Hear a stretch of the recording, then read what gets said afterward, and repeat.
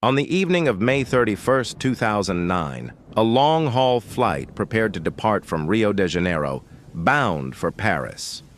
It was a routine transatlantic crossing, one that thousands of flights completed safely every year. At Rio's Galeão International Airport, passengers boarded Air France Flight 447, an Airbus A330 carrying 228 people. Families returning home, business travelers finishing trips, crew members beginning another overnight crossing of the Atlantic. The aircraft pushed back from the gate shortly after 7 p.m. local time. The destination was Paris. The route would take the aircraft deep over the Atlantic Ocean, through one of the most isolated stretches of airspace on Earth. For the first few hours, everything was normal.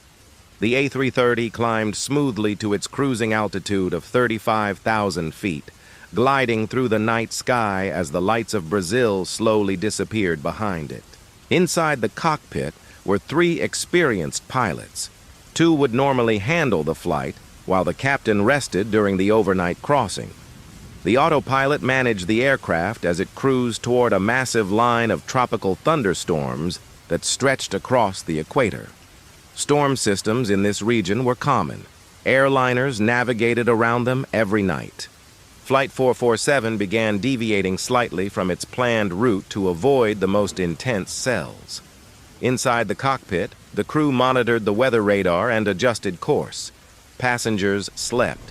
Cabin lights were dim. Outside the windows, towering thunderheads rose miles into the sky.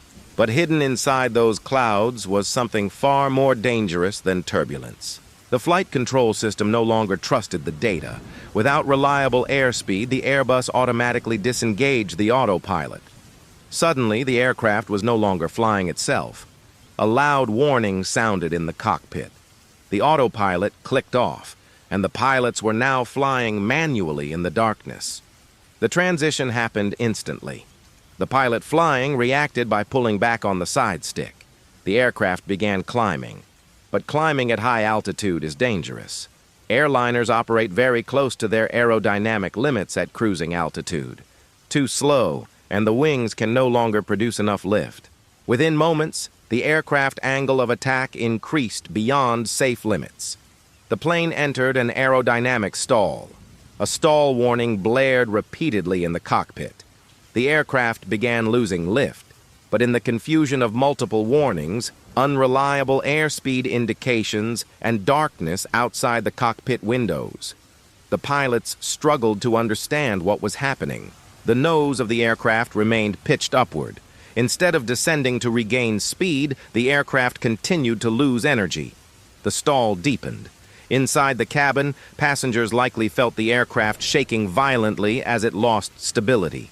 Altitude warnings sounded. Alarms filled the cockpit. The pilots attempted to diagnose the problem, but precious seconds were slipping away. The aircraft was now falling, not in a steep dive, but in a stalled descent, dropping thousands of feet per minute, still nose up, still stalled, still falling. For more than 3 minutes, the aircraft remained in this condition. A fully stalled airliner descending through the night sky over the middle of the Atlantic. At 2:14 a.m. UTC, the Airbus A330 struck the ocean surface. All 228 people on board were killed. And at first, investigators had almost no clues about what had happened. The aircraft had vanished over deep ocean water nearly 13,000 feet deep. Search teams combed thousands of square miles of ocean. Debris was eventually found floating on the surface, but the aircraft wreckage and its critical flight recorders remained missing. For nearly 2 years, the cause of the crash remained a mystery.